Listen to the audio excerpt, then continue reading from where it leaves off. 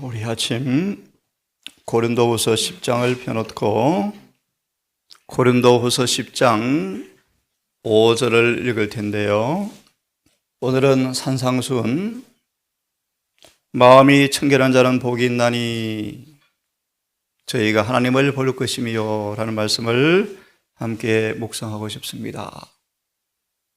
마음이 청결하자, 마음이 순결하다라고 말씀하시는데 잠깐 5절 읽기 전 주님은 산상수훈을 통하여 하늘 왕국이 어떤 것인지의 특성과 그 나라 들어갈 사람들의 자격을 말씀하시는 내용을 이야기하시면서 이렇게 언급하십니다. 이름이나 집이나 칭호는 하늘에서 무가치하게 여기지만 아름다운 덕과 고귀한 인격을 가장 위대한 것으로 주님은 바라보신다. 사람의 평판, 사람의 부, 칭호, 하늘의 성소 저울에 조금도 영향이 없습니다. 그죠?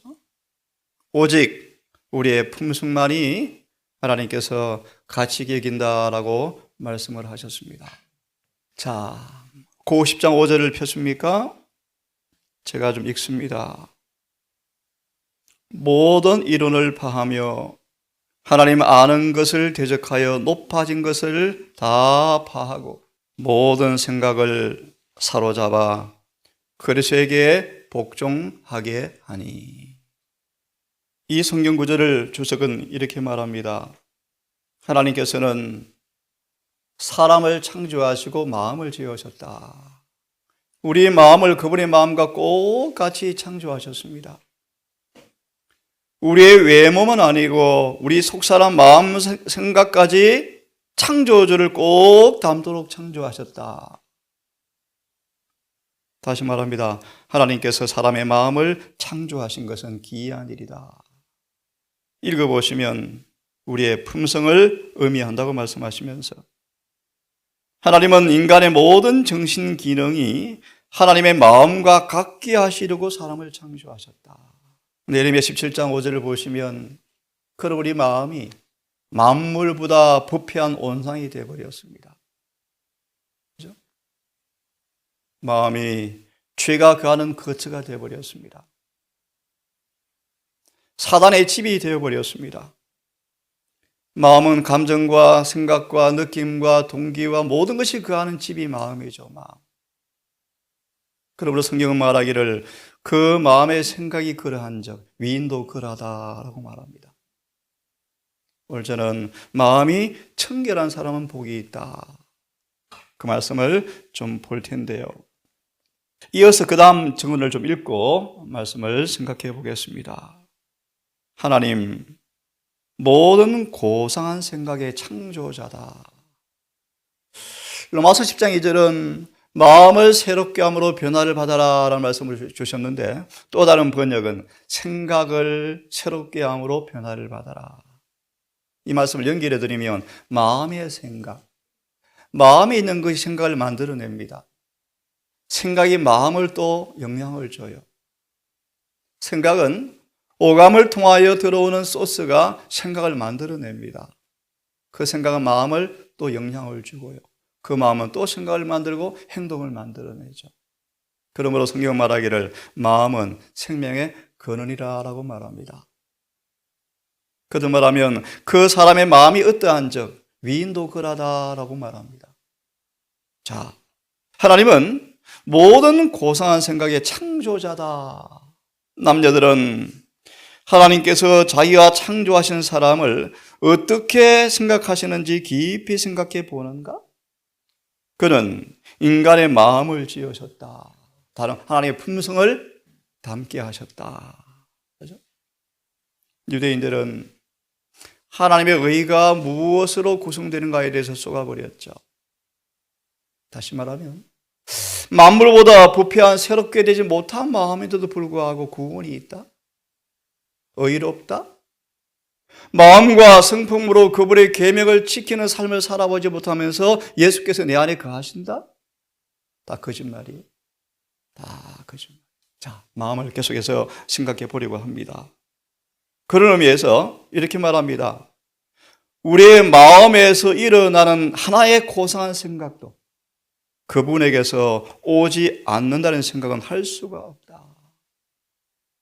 예를 들어서요, 악한 이방인까지라도 선한 충동을 받고 하는 것은 다 누구 역사라는 것입니까? 성령. 인간은 타락한 이후로 인간 스스로 선을 만들어낼 수가 없게 되었습니다. 마음은 죄의 거처가 되어버렸고 사단이 지배해버렸습니다. 소망 말씀처럼 의지를 통하여 마음을 딱 지배해버렸습니다. 육신을 통하여 인간의 마음을 사로잡아 버렸습니다. 그럼 온 마음으로 원하지만 마음대로 못 살죠. 마귀한테 끌려갑니다. 하나 정리하면 주님께서 왜 오셨는가? 우리 마음을 돌려받아서 깨끗게 하셔서 다시 주시려고 오셨답니다. 계속 보면 그는 인간의 마음의 모든 신비한 작용을 다 아신다. 그제 교과 공부했습니다. 가인아, 내 얼굴의 표정이 왜 그러하냐? 그죠? 얼굴, 마음의 동굴, 마음을 들여다볼 수 있는 굴, 그것이 얼굴이 얼굴. 얼굴은 마음의 거울이죠. 눈도 마음의 거울이죠. 말은요, 말은 마음의 색깔이 말이죠. 하나님은 인간의 마음의 신비한 작용을 다 아신다. 하나님은 죄가 인간을 천하게 만들고 타락하게 해 놓았다는 것을 아시지만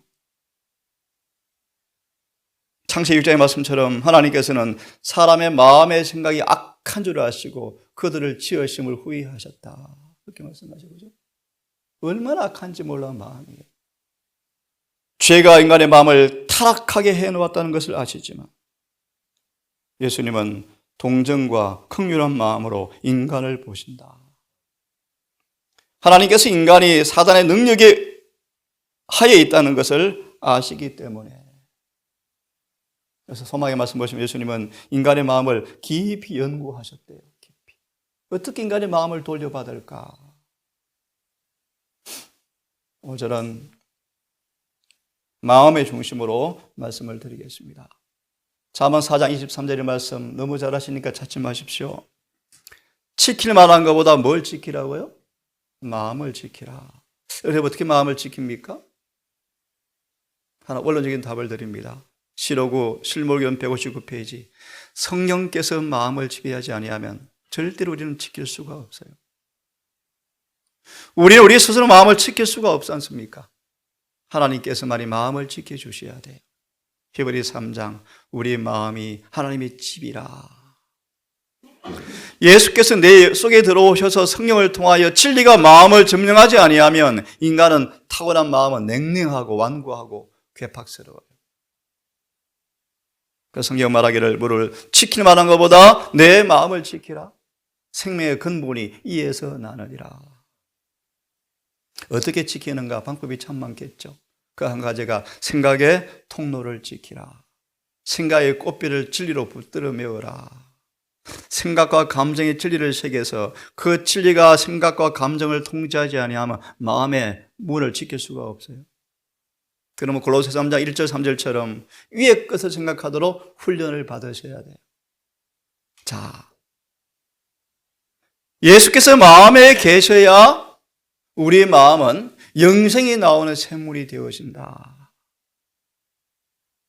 아주 원론적인 말씀입니다, 여러분. 예수께서 마음에 계시지 아니하면 이 말씀 들어보십시오.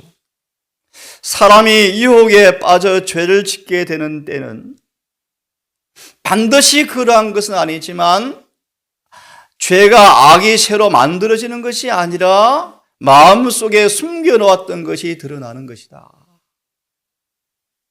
그래서 저는 말합니다. 하늘의 책에는 기회가 되어지면 지을 죄까지 이미 기록되어 있다. 죄는 행동을 넘어서서 마음과 의도와 감정으로부터 죄를 시작되죠. 그죠? 이미 시작이 되어집니다. 그러므로 외부로 나오는 모든 행동들은 꼭 그런 건 아니지만 마음속에 숨겨놓은 것이 뭐 한다고요? 드러나는 것이다. 예를 들면요. 베드로에게 주님께서 극심한 시험에서 넘어지도록 가만 놔두셨죠. 나 정말 주님을 사랑한다라는 베드로의 고백은 저거는 그렇게 묘사합니다. 사단아, 1대1로 붙어볼래? 나 주님 절대로 안 떠날 텐데? 저거는 그렇게 말합니다. 베드로는 자기 속에 있는 죄에 대해서 스스로 쏟고 있었다. 그 말과 고백이 순수한 동기로 진짜였지만, 순수해서 참이었지만, 그는 그 마음속에 숨어있는 죄를 알지 못했다. 기회가 주어지면 드러나서 얼마나 그를 더럽게 끌고 갈지를 그는 몰랐대요. 그렇게 사랑했던 베드로가 예수를 저주하는 것 보십시오. 생명의 근본은 마음에서 시작된다. 대체 그 마음의 생각이 어떠하면 위인도 그러하다라는 것이 성경의 말씀입니다. 여러분 어떤 생각들을 많이 합니까? 욥처럼 하루가 지나면 자녀들을 불러 모아서 번제를 드렸거든요. 번제. 특별히 생일을 맞이하면 꼭 불러서 하루를 반성했대요. 왜요? 혹시 죄를 지었을까? 무슨 말씀입니까, 여러분? 많은 생각들은 하루하루 역사를 만들어낸다. 예배를 드리는지 모르지만 많은 생각들이 기록되지 않은 하루하루 역사를 만들어낸다. 그러므로 빌보 말씀처럼 우리의 시민권이 하늘에 있다는 말씀을 여러분 잘 아시죠? 우리의 생각이 하늘에 머물러 있습니다. 그런 번역을 하고 있죠. 생각들은 성격 형성에 밀접한 관계를 주므로 생각은 엄격하게 경계되어야 합니다. 이는 하나의 불순한 사상이 마음에 영향을 끼치기 때문입니다. 나쁜 생각은 나쁜 인상을 만들어냅니다. 인상. 바울이 스데반을 죽이는데 가편투표를 냈다가 돌에 맞아 죽는 스데반의 얼굴을 바라보면서 성령께서 계속 그를 괴롭힌 인상이 있어요. 인상. 뭐죠? 바울은 스데반의 얼굴에 있는 하나님의 인에 대한 인상을 지울 수가 없었다. 인상. 도장인자 마음상자. 마음에 찍힌 도장. 나쁜 생각은 마음에 도장을 찍어버립니다. 도장을. 나쁜 생각. 시골 생활이 왜 중요한지 여러분 아시겠죠? 정언의 말씀을 빌리면 시골 생활은 품성 형성에 도시보다 훨씬 유리하다. 훨씬 유리하죠. 다 보는 게 깨끗하죠. 거룩한 생각을 할 수 있거든요. 성경 연구요. 얼마나 중요합니까? 생각이 순결하면 거룩하고, 오늘 주제는요, 마음이 청결하다. 서론을 먼저 공부하는 것이죠. 어떻게 마음이 청결할 수 있습니까? 우리 마음이. 생각이 순결하면, 거룩하면 그 사람은 그런 생각을 품어지고 더욱더 향상하게 되어진다. 그것으로 말미암아 영혼의 맥박은 활발해지고 선을 향한 강력한 능력이 만들어진다. 생각.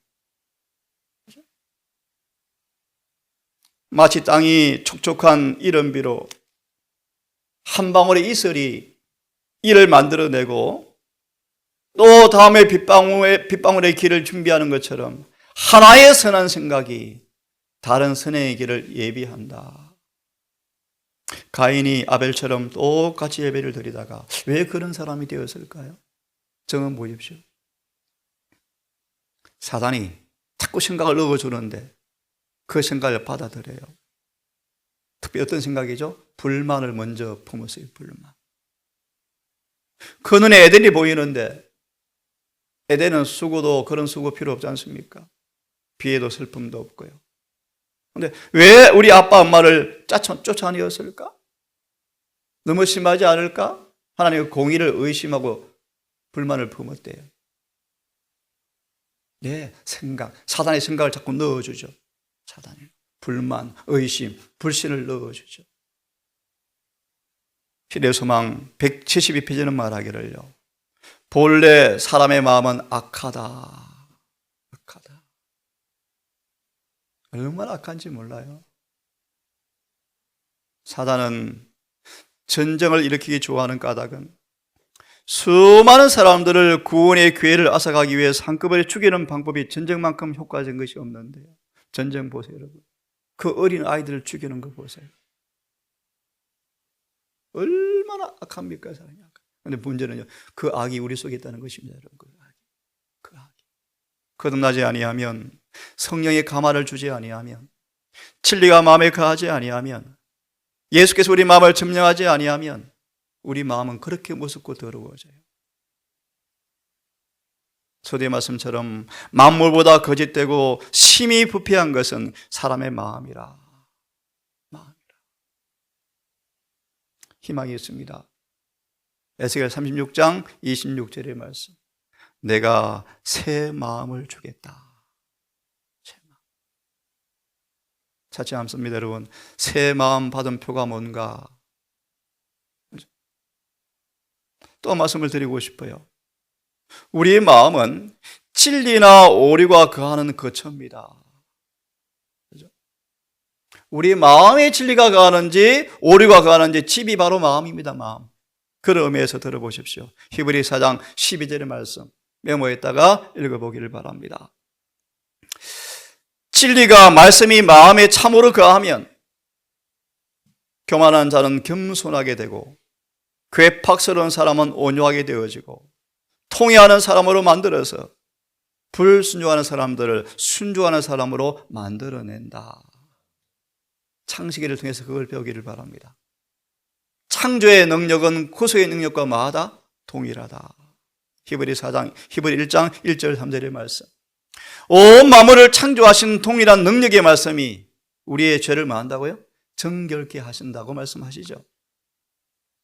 사람에게 당연하게 여겨지는 죄된 습관들은 매일 실제 습관과 뒤얽혀 있다. 그러나 말씀은 육신의 정욕을 잘라낸다. 말씀은 마음의 생각과 뜻이 선한지 악한지 식별해내는 기구가 말씀이다. 우리는 스스로 마음이 청결할 수가 없습니다. 어떻게 하면 청결해지는가? 예수께서 우리 마음의 샘을 깨끗하게 하셔야만 가능합니다. 하나 더 읽고 말씀을 드립니다. 은혜 가운데서 건강하게 자라기 위해서는 열심으로 마음을 지키는 것이 필수적이다. 마음은 본성적으로 거룩하지 못한 생각과 죄된 정욕이 거하는 거처가 되어버렸다. 이런 마음이 예수께 굴복되어지면 성령으로 모든 더러움에서 마음이 깨끗해진다. 이것은 개인의 의지의 성랑, 굴복이 없이는 이루어질 수가 없다. 자, 그러면 산상본 마음이 청결한 자는 복이 있다라는 말씀의 의미를 산상본을 통해서 본다. 어떻게 우리 마음이 순결해질 수 있는가? 어떻게 거룩해질 수 있는가라는 말씀을 보도록 하겠습니다. 산상본 26페이지 27페이지 말씀을 좀 읽겠습니다. 마음이 청결한 자는 복이 있나니 마음이 순결한 자는 복이 있나니 저희가 하나님을 볼 것이며 어떤 의식과 인간의 노력도 마음을 깨끗게 하는 것은 불가능하다. 두 번째 문단을 보시면 예수님은 엄격한 철저한 청결 예식이 하늘에 들어가는 것이라고 말씀하지 않으시죠? 그죠? 그러나 마음의 청결은 반드시 필요하다. 우리가 청결해졌는가? 위로부터 거듭났는가? 라는 진단을 성경은 말하기를 첫째, 성결이다. 성결이다. 더러운 것은 아무것도 하늘에 들어갈 수 없다. 오직 그곳 하늘 거민이 될 사람들은 이 세상에서 마음이 청결해져야 한다. 예수님에 대해서 배우고 있는 사람들에게는 부주의한 행동과 무리한 말과 조잡한 생각들을 멀리하는 경향이 차츰차츰 더 강하게 나타난다. 그러므로 셋의 자손들이 할 수만 있으면 가인의 자손과 안 섞였죠. 그죠? 정언의 말씀이요. 왜 도시를 떠나야 하는가? 도시 생활 가운데 100가정도 한 가정도 품성 거룩함이 이루기가 너무 어렵다.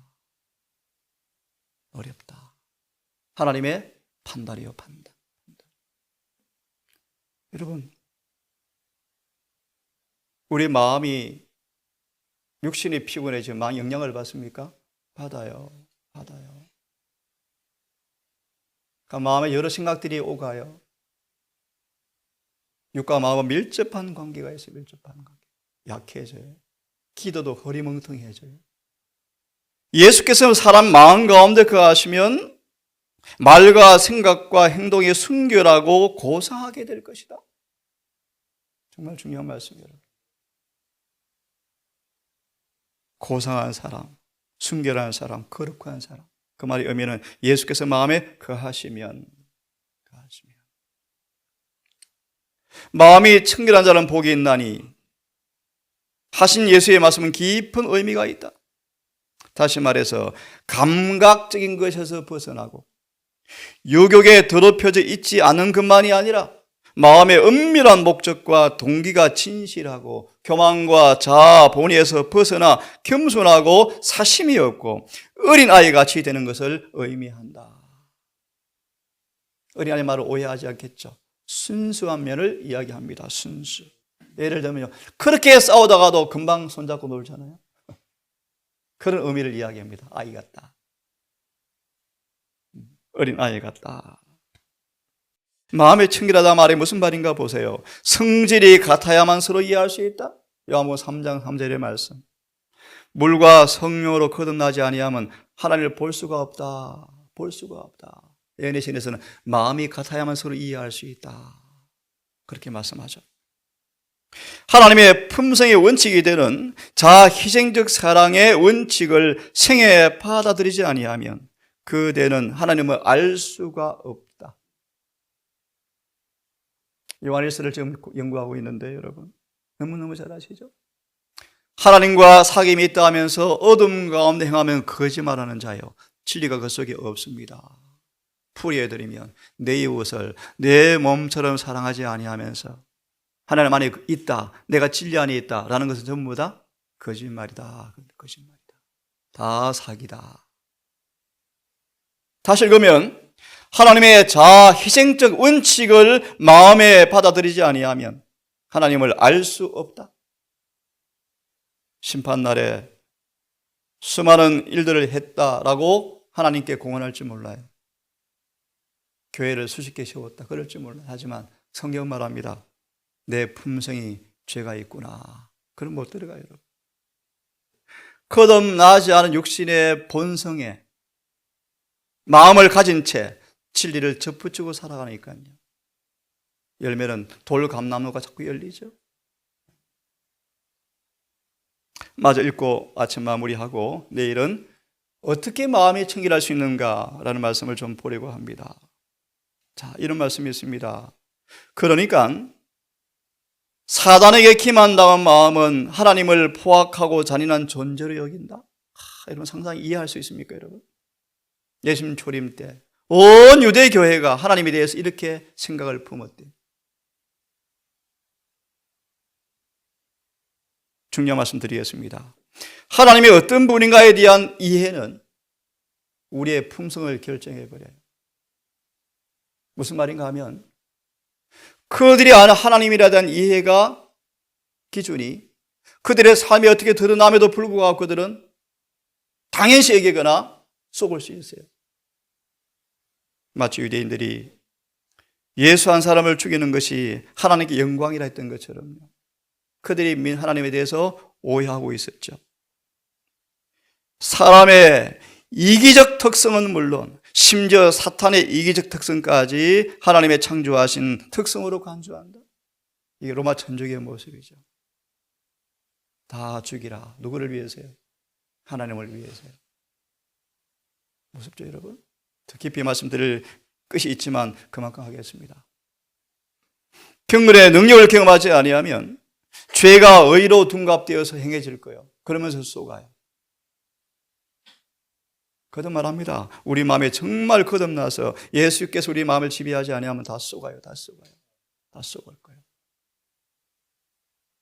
마음의 청결을 정말 사모하시기를 바랍니다. 이런 말씀 있네요.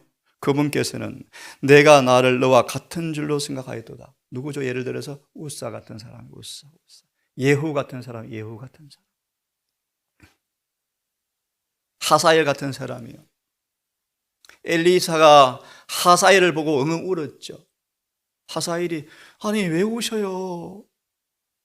하사엘은 쉽게 말하면요, 엄청 성교 많이 한 사람이에요. 수많은 사람들을 우상 숭배에서 돌아오게 한 사람이에요. 죄를 단호하게 처리한 사람이에요. 근데 정언은 말합니다. 하사엘을 보고 엘리사가 뭐 했다고요? 울었어요. 왜요? 그 속에 감춘 죄를 몰랐거든요. 그래서 멸망당했죠. 하나님께서 우리 마음에 계시지 않으면 우리 다 썩습니다, 여러분. 다 썩을 거예요. 조금 읽고 끝내겠습니다. 그래서 사람들은 내가 나를 너와 같은 줄로 생각하였도다. 이 중요한 말씀인데, 시편 50편의 말씀. 하나님께서 어떤 분인가를 이해에 기초하여 사람들은 하나님 이런 분이야 라고 뭐 합니까? 스스로 판단하죠. 스스로 판단하죠. 그리스도인들은 한 번 말한 것은 뭐 한다고요? 계약서가 필요 없어요. 사실은 그리스도는 계약서 사실 필요 없는 사람들이에요. 말한 대로 지키거든요.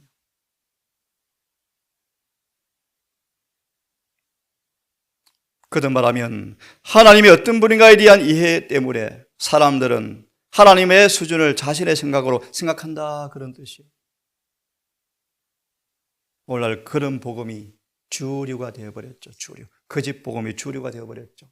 육신의 생각에서 나온 복음이 참 복음을 대체해서 먹여주고 있죠. 그 결과는요, 교회가 율법을 무너뜨리는 마귀의 통로가 되고 있죠. 하나님의 섭리가 전체적이고 징벌적인 것으로 이해되고 있다.